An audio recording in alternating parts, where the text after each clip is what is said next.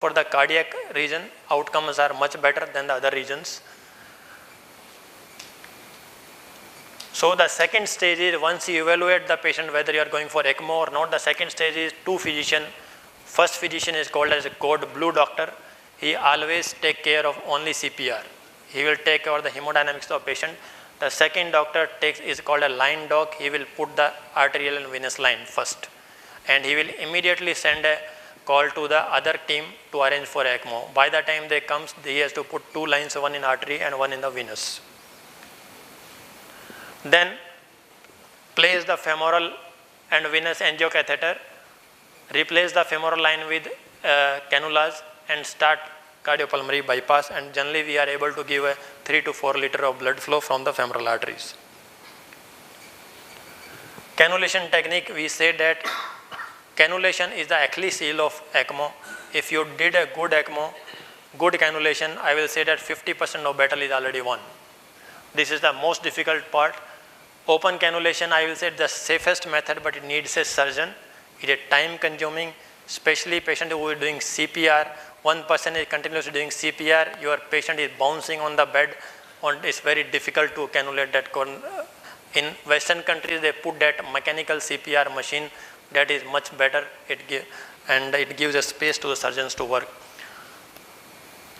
Cannulation technique, percutaneous Saldinger technique, yes, it can be done in emergency room also, can be done in the cath lab, but risk of failure and risk of complications are much higher because these cannulas are size of 20 French, 19 French, so it can damage the vessels. Then comes the management of ECMO patient. It takes a village to manage these patients. It is not a job of 1 or 2 person. Management of ECMO circuit and the patient. ECMO circuit, one perfusionist has to always stay there. We have to recurrent do ABG. Generally we follow 4-hour ABG and we do a VBG every 6 hours to see the mixed venous saturation to assess the flow is adequate or not. Adequate volume, because it is not like a cardiopulmonary bypass. The reservoir of the blood volume is the patient itself. If you vasodilate the patient, flow to the machine will reduce and the flow will come down. So we have to continuously see their volume status, and we have to maintain them anticoagulation continuously, we have to heparinize them. Then we have to do a hemodynamic management, fluid and electrolyte like any other patient. Hematology, you put a patient on ECMO machine, they eat platelets like anything. After second day, their platelet counts will start going down. So we have to transfuse them with the platelets. We have to maintain their hematocrit around 45. Generally, we aim a hemoglobin around 12 to 13 so that they maintain that oncotic pressure and third spacing does not occur. And obviously, we have to take care of their lungs also. We have to prevent atelectasis, ventilator-associated pneumonia. And if kidney is already down because of CPR or low cardiac output, we can do a dialysis or CRRT on a ECMO. Then continuously you have to monitor their ECG, artery line saturation, Swanzigan catheter, we always monitor their pulmonary venous wedge pressures and cerebral perfusions. So complications are, most common complication is bleeding. Maximum patient dies of the bleeding after ECMO. They are heparinized. That's why I said that cannulation is the Achilles heel. Most of the time they will bleed from the cannula site. So, and second thing, ischemia can occur. It can be of the limb ischemia, same side where you put cannulation, flow is not going down the femoral arteries. So complication in acute settings, wrong cannulation, I have seen once in emergency room, one cannula in venous, one cannula in artery. In hurry, we have connected the line opposite way. Artery we have connected to venous side, venous we have connected to arterial side. Suddenly you have created arteriovenous fistula. Then bleeding, accidental decannulation while shifting to cath lab for further investigation like angiogram.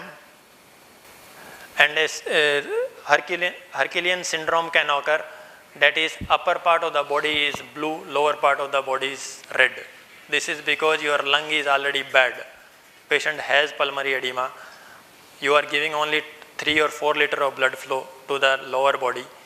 the blood which is going through the right ventricle into the lung, that is not getting oxygenated properly. So you will see that upper part body saturation is low and lower part body saturation is better.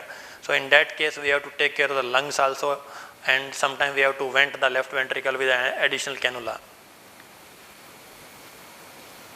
So complication issue, renal failure, if you see the renal failure incidence is almost 52%. So these patients will go on to dialysis, bacterial pneumonia, any bleeding, sepsis, hemolysis, all sorts of routine complications which see in all ICU patients, they are more prone for all these things. Communication and teamwork is the key, and I will say that this is the another second biggest problem in our setup. We face it.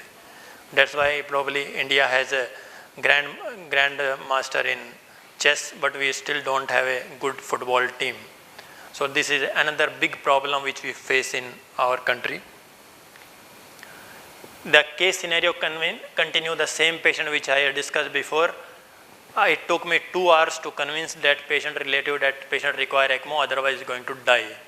So VA Ecmo we did by peripheral cannulation, 48 hours support we given, inotropes minimized, good urine output, creatinine came down normal. No more VT obviously on antiarrhythmic medicine, and then we did a CABG on Ecmo because patient was not a good candidate for PCI. Support for another 48 hours and weaned off, and extubated and discharged with AICD device because primary event was VTVF. We have to prevent that VTVF, so we put a AICD device, and because patient is a chronic heart failure, now we have listed him for transplant. So take home message is, it is a resource intensive treatment. Ecmo gives time to think, investigate and react. It is not itself a treatment. It definitely improves survival where hopes are none. Excellent teamwork is a first prerequisite, and it is not a parachute for a one who does not know how to fly a plane. So we should know how to deal with it once we put Ecmo. Thank you.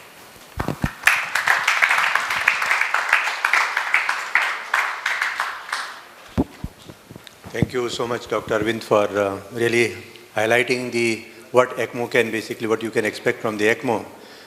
So it has to be basically patients with reversible conditions, yes, with good life expectancy. Otherwise, it's very cost intensive and cannot be sustained for a long time. Yes. Any questions from the audience? How many cases you do in a span of 1 year? Generally, till now we have done around 15 cases. Why is the patient cost? No, sir, mortality data is showing biggest enemy of your results are your data. So result is showing 40%. In Indian scenario, I will say it is 30%. Because sometimes we are able to wean them off, but after that they are not ready for a VAD or a transplant. How many patients recovered after We have done around, sir, 18 patients till now. 18. In this present institute, we have done around 13 cases, and previous institute I did 5 cases. Okay. Wherever we had put elective Ecmo, before going into CPR, their outcome were much better. Our survival was near to 50%. Where we did eCPR, already one arrest has occurred, patient has gone into the renal failure, their outcome is quite poor. So is there one more question? Just one question. The patient which you documented, Yes, sir. how much did he spend? 12 lakhs, sir. 12 lakhs for Ecmo plus CABG plus AICD device. Thank you very much. I think they deserve a big round of applause. May I request Dr. Bhoi to present a memento to our chairpersons, Dr. Swami and Dr. Negi.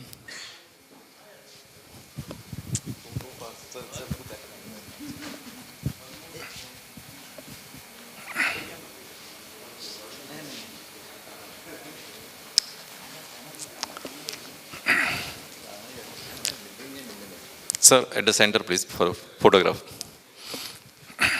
All the speakers. Yeah, let him finish with this first. No, first you take.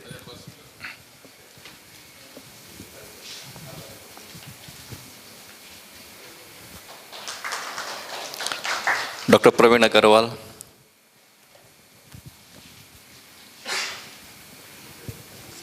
Dr. Rajesh Rajni and Dr. Arvind Kumar for a photograph. along with the chairpersons.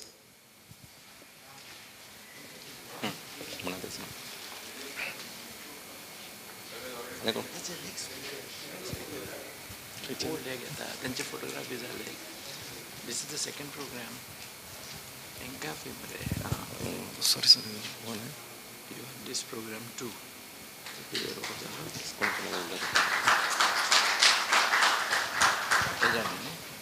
In the same department, he's my colleague, and he's a renowned rheumatologist, has numerous publications, published a couple of books, and I won't say much. And he's a wonderful speaker. I won't say much about him. Let his work speak for himself. Aman, hand over to you. Thank you, sir.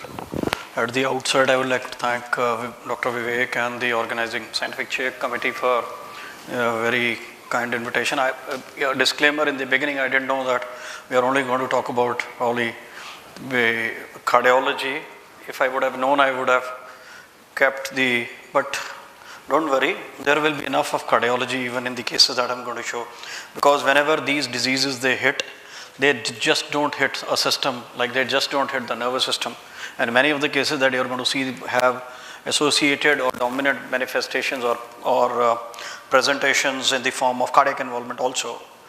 So in the next 20-25 minutes, I'm going to take through the journey of how these diseases they present and how would they present in the ER area and why it is important to pick up the subtle nuances or subtle clues so that the diagnosis is not missed. Because if you miss the bus in the beginning, these can run havoc and do a lot of damage. That much I can tell you. There are residents sitting in this hall. Vasculitis is a generic term, but when we try to classify or give a nomenclature, basically what we divide various types of vasculitis based upon the vessel size. For example, large vessel vasculitis, this is a Chapel nomenclature system, medium vessel vasculitis, small vessel vasculitis, variable, which means it can have all of these, any of these, large, medium or small. It can be a single organ vasculitis, there can be a vasculitis associated with systemic disease, and there might be vasculitis with probable etiology. So we'll start with the large vessel vasculitis and we'll see how this can come to the emergency area. This is an elderly person who comes with headache and there is some blurring of vision. And if you ask or tease out the history, there is a jaw claudication, and when you palpate this area of scalp or this area of superficial temporal artery, there is tenderness and this temporal artery can be palpable. And if you do a biopsy, you will see giant cells, and on EVG you will see break in the internal elastic lamina. Why it is important and it's an emergency is that if you miss the trick there, the vision can be irreversibly lost. So, and not only it will be lost in one eye, unless you start the treatment early, it is going to involve the other side and the patient is going to become blind in both the eyes. So it is important to pick this up early and treat this early. But is it also very clear all the time? I'll give you another example. There is another elderly gentleman with headache again, tenderness of the temporal artery area, Doppler showing halo sign, which is quite suggestive of temporal arteritis, but the biopsy showed atherosclerosis. But I will tell you here that biopsy involvement is patchy, and the absence of biopsy evidence doesn't really rule out temporal arteritis. And we treated with steroids and methotrexate, we were happy, the patient was happy, patient goes home. Comes back after a few years with ankle arthritis, fever, reduced appetite, but at this time, the sine qua non or the headache is not there. So, and when we look at the parameters, the inflammatory markers are high, and the platelet count, which is a surrogate, and for the residents must note, when there is a multi-system involvement and there is thrombocytosis, like platelet count is 5 lakhs, 6 lakhs, 7 lakhs, 8 lakhs, always keep inflammatory diseases, especially vasculitis, amongst your differential diagnosis. But the challenge was this patient didn't have any headache. So what were we dealing with? Whether this was a GCA relapse or it was some elderly patient, GCA can sometimes be associated with malignancy, or infections, which can be cause of fever. There can be high ESR and high CRP. But the physical exam, when I put the hand on the carotid arteries, the carotids were tender. So there was carotidynia, We went ahead and did the PET, and if you can see here, there is this SUV max was around 4, and you can see there is a thickening around the branches of the aorta, all the 3 which you very well recognize. So this was, and if you see here, there is again increased uptake around the aorta. So this was a patient of giant cell arteritis wherein we instituted therapy, but the next relapse was, and if we would have not treated, there would have been aortic involvement, there can be aortic aneurysms, which of course can be an emergency if it is untreated. This is the total, but these things are pretty rare, and this is the total published experience from India as of now, although their cases would be much more, but the total number of cases which have been published is 72, including 17 of the patients that we've seen. Now we've seen, this was an old paper, now we've seen around 30 odd patients, and half of these patients come from the uveitis clinic, where the patients present for the first time with vision loss. So whenever there is an elderly person coming with headache, put your hand on the scalp, put your hand on the temporal artery, and get the ESR done quickly, get the eyes examined and look for AIO and features of whether there is RAPD or not, and if it is there, start treating. Do a biopsy, even if the biopsy evidence is not there, rest all, you can do an ultrasound, see for the halo sign, but do not delay the institution of therapy in such a patients. So this is our own data, largely similar. The other presentation, this was a patient admitted in the neurology OPD, and the patient had come with behavioral abnormalities, and the fancy term in the neurologist arena is autoimmune encephalitis. The patient had fluctuating sensorium, and they made a diagnosis of dementia, and when the ESR and CRP was sent, the inflammatory markers were high, and on the evaluation for underlying malignancy state or something like that, they did the CT which showed an abdominal aneurysm. And my senior resident comes back to me and asks me whether this is Behçet's disease, because that's something which causes aneurysms. But what this patient had was there some history of mild headache, there was shoulder and hip pain, and there was again carotidynia. So carotidynia is when you palpate the carotids and press them, and if it is tender and the ESR and CRP is high, always think about large vessel vasculitis. So then we went ahead, did the PET again, and which showed there was FDG avid thickening of the right brachiocephalic artery, there was FDG avid thickening of the left common carotid artery, and very high ESR and high CRP, as I've already alluded to.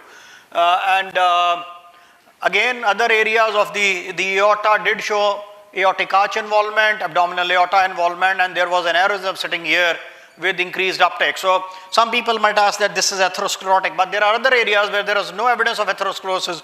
Even in those areas, the PET uptake was high. Maximum thickness here was 4 mm. And when we looked at the literature, it's not working. Not moving forward.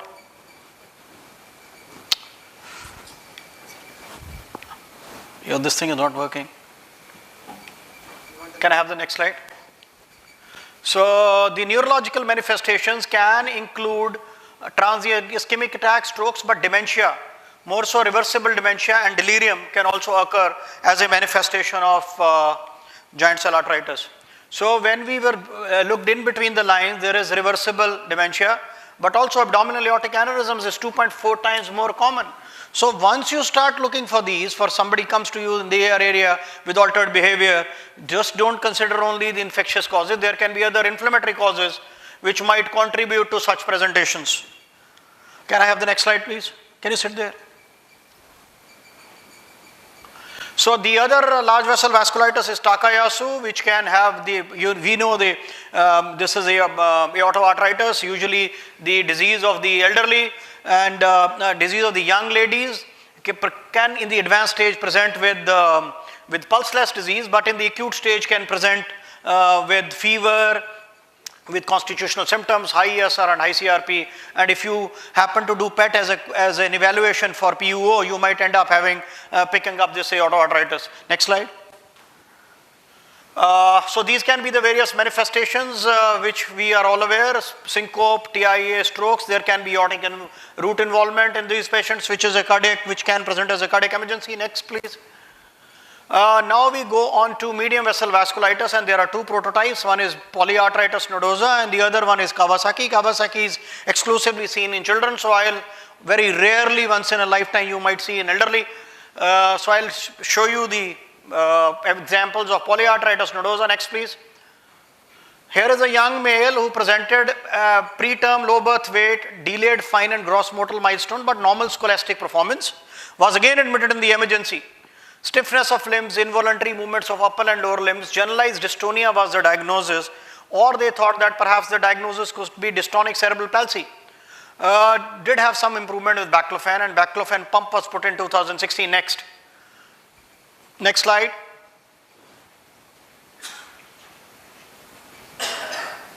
So my senior resident called me because the patient did have arthritis, the swollen joints, and there was low ejection fraction, because when the patient started to have fever in neurology, they worked up, did the echo, and echo showed it was the patient was crumpled up in the bed, mutilated kind of and run down, emaciated, but the joints were swollen up and the ejection fraction was 20%. He did have very high ESR and CRP, and platelet counts, look at this, platelet counts were in the range of 11 lakhs or 9 lakhs. We thought, because whenever there is a cardiac dysfunction, systolic dysfunction with systemic features, fever, constitutional symptoms, testicular pain, mononeuritis multiplex, always, and there is dilated cardiac, ejection fraction is low, always think about medium vessel vasculitis, and no test, no ANCAs, no ANAs, nothing is going to be positive. How do we then go ahead? I thought, could it be polyarteritis, but how do we prove it? Next slide. So we did a CT, because CT can either show microaneurysms or it can show end organ changes like renal infarcts or splenic infarcts, and this patient did show bilateral renal infarcts, and we did a nerve biopsy which showed vasculitis. We started treating the patient with good results. So this is when you will have to consider medium vessel vasculitis. Next, please. So this is our own experience. We published 28 patients some years ago. These are the various manifestations which are listed here. Next, please. I would wish to show that there can be, if you see these white things, these are microaneurysms. These are the aneurysms. You can see these aneurysms. And along with those, there are end organ changes. So you can see these infarcts. So we've seen renal infarcts, we've seen splenic infarcts, and we've even seen hepatic infarcts in patients with polyarteritis nodosa. This is our own experience. So I would wish to draw your attention to this something which is just a very recent concept in medium vessel vasculitis. This is next please. This is a young lady who presented with sudden onset left hemiparesis. MR showed a lacunar infarct. Was started on warfarin. Next please. And then she presented with pain and paresthesias in the left hand. There was a left ulnar artery occlusion, balloon angioplasty. Next please. So headache, diplopia and vertigo again in December, improved over some time. Next please. Presented with 2 nodules over the left Achilles tendon, ulcerated, non-healing. There was lividoid rash. Register this word, lividoid rash, over hands and feet. And there was erythematous, there were other types of rashes also. Next please.